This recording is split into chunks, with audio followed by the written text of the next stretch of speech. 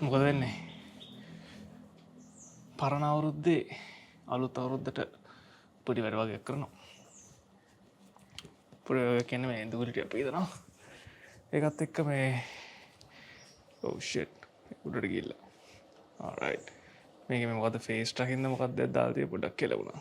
alright. දැන් හරි ගියා. නෑ කතා කරන්න මට දේවල් කිහිපයක් තිබ්බ ඊවරද කල්පනා කරලා හිටපු එක තමයි මේ. දැන් අපි අලුත් අවුරුදු කියලා හැම වෙලේම සමරනවා. සාම්ප්‍රදායෙන් අපි කට්ටිය මේවා සමරනවා. ඒත් අර පරණ අවුරුද්දේ අපේ තියෙන පරණ ගති පැවතුම් වෙනස් කරගන්න ඕනේ දේවල් වෙනස් කරගන්න නැතුව අපි අර බොරුවට මේ සමරලා එතනින් එහාට එක දිගට මේ කලින් හිටපු විදිහටම හිටියා කියලා තේරුමක් නැති බව තමයි මට නම් හිතෙන්නේ. ඒ කියන්නේ ඉතින් මෙහෙමයි.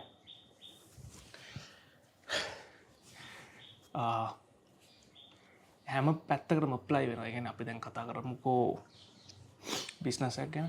දැන් හුඟක් අයට බිස්නස් එකක් පටන් ගන්න නැත්නම් මොන හරි බ්‍රෑන්ඩ් එකක් බිල්ඩ් කරන්න සෝෂල් මීඩියා වල තමන්ගේම කියලා දෙයක් හදාගන්න ලොකු ගැම්මක් තියෙනවා. ලොකු පුෂ් එකක් තියෙනවා. ඒත් ප්‍රශ්නේ තියෙන්නේ ඒකට අවශ්‍ය කරන ඒ ඉන්පුට් එක අපේ පැත්තෙන් අපි දෙන්න ඕනේ ඉන්පුට් එක දෙන්න එක තමයි ප්‍රශ්නේ. මොකද මිනිස්සු පුරුදුලා තින්නේ අද කාලේ අපිට සමාජයෙන් අර හුඟක් දේවල් හරිම ලේසියෙන් ලබා ගන්න පුළුවන් ඇක්සස් තියෙනවා.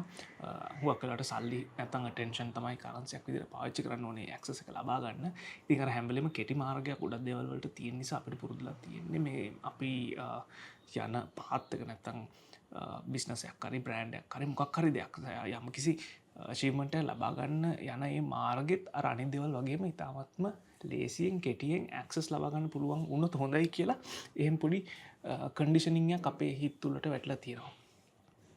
අද සමාජයේ අද ලෝකේ යථාර්ථය ඒකයි. ඒත් මේ වගේ සාමාන්‍ය යථාර්ථයක මේ වගේ තත්ත්වයක ජීවත් වෙනකොට අපි තේරුම් ගන්න ඕනේ දේ තමයි අන්නේ බහුතරයක් හිතන මානසිකත්වයෙන් එළියට අඩිය තියලා වැඩ කරන්න ගත්තොත් තමයි බහුතරයකට වඩා ඉදිරියට වට යන්න පුළුවන් වෙන්නේ. ඒක නිසා ඔයා පොඩ්ඩක් හොඳට කල්පනා කරලා බලන්න මේ පරණ අවුරුද්දේ දැන් අපි හෙට අලුත් අවුරුද්දට යනකොට බහුතරයක් දෙනා කරන්න දේවල් මොනවද? බහුතරයක් දෙනාගේ හැසිරීම් රටාව මොකද්ද? බහුතරයක් දෙනා මේ අලුත් අවුරුද්දෙන් පස්සේ ඒගොල්ලන්ගේ ජීවිතය මොන වගේ විදියකටද පවත්වාගෙන යන්නේ? බහුතරයක් දෙනා ඒ හිතපු විදිහටම නේද ඉන්නේ? එහෙම පොඩ්ඩක් හොඳට ඇනලයිස් කරලා බලන්න. මම කියන්නේ නිකන් දන්නවත් නැති මිනිස්සු දිහා නෙමෙයි. ඔයා පොඩ්ඩක් හොඳට කල්පනා කරලා බලන්න. ඔයාට අචීව් කරගන්න ඕන දේවල් තියෙනවනේ. අන්න ඒ දේවල් අචීව් කරගත්ත මිනිස්සු සහ ඒ දේවල් අචීව් නොකරගත්ත අර හැම වෙලෙම කම්ප්ලේන් කර ඉන්න මිනිස්සු జాතියක් ඉන්නවා. අන්න ඒ වගේ අය. ඒ දෙපාර්ශ්වයම පොඩ්ඩක් අරගෙන හොඳට කම්පෙයාර් කරලා බලන්න. මොකක්ද මේ දෙක අතර තියෙන වෙනස? හුඟක් වෙලාවට අරක තමයි. හුඟක් වෙලාවට යම් කිසි දෙයක් අචීව් කරලා ඉදිරියට ඇවිල්ලා තියෙන මිනිස්සු ප්ලෑන් එකකට අනුව බහුතරයක් දෙනා කරන්න පසුතැවි ඉන්න දේ ඒගොල්ලන් කොහොම හරි කරලා කට්ට කාලයක දිහට කරලා ඉදිරියට ඇවිල්ලා තියෙන්නේ. ඉතින් මේක මට ඇත්තටම මේ කල්පනා වුණේ මේ අලුත් අවුරුද්ද උදා වීමත් සමග මොකද අපි අලුත් අවුරුද්දේ නව පිබිදීමක් අලුත් විදියකට වැඩ කරන්න ඕනේ. නැත්තම් තේරුමක් නැහැනේ. අපි කැවුම් කොකිස් කාලා කිරිබට්ටියක් කාලා ගණදෙනු කරනවා කියලා ගණදෙනුවක් කරලා හරි එක්කම හොඳයි ටික කරගමු ඒ විදියට.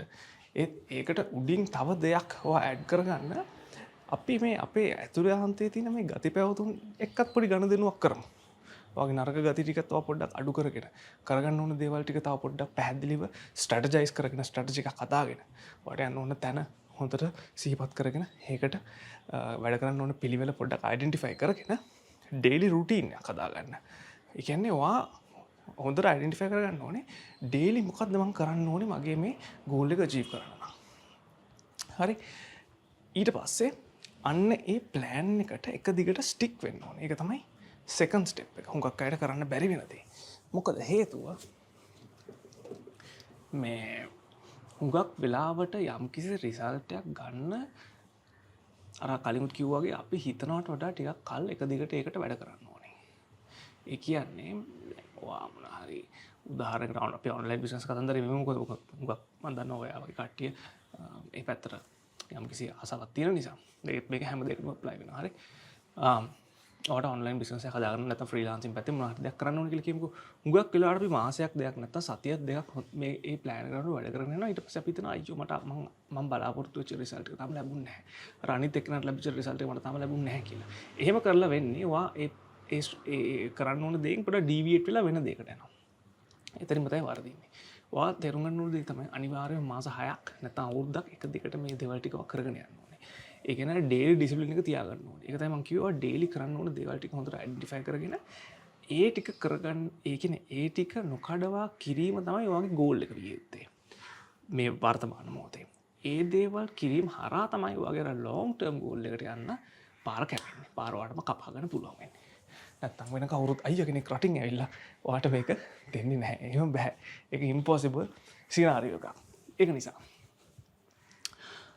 අලුත් අවුරුද්ද මේ පාර අලුත් විදියකට සමරන්න සෙට් වෙන්න ඔයත් පරණ අවුරුද්දෙන් පරණ අනවශ්‍ය ගති පැවතුම් ටික අපි පැත්තකට දාලා අලුත් අවුරුද්දේ ඔයාට ඒ ළඟා කරගන්න ආස කරන ළඟා කරගන්න අවශ්‍ය ළඟා කරගන්න කැමති සිහිනට යන්න අවශ්‍ය කරන ඒ මයින්ඩ්සෙට් එක ඩිසිප්ලින් එක හැම දෙයක්ම ලබා ගමු අපි ඒ විදිහට බිම ගහමු ජය වේවා මම යනවා ආයි ජනල් ටික සුද්ධ කරන්න පරිස්සමෙන් ඉන්න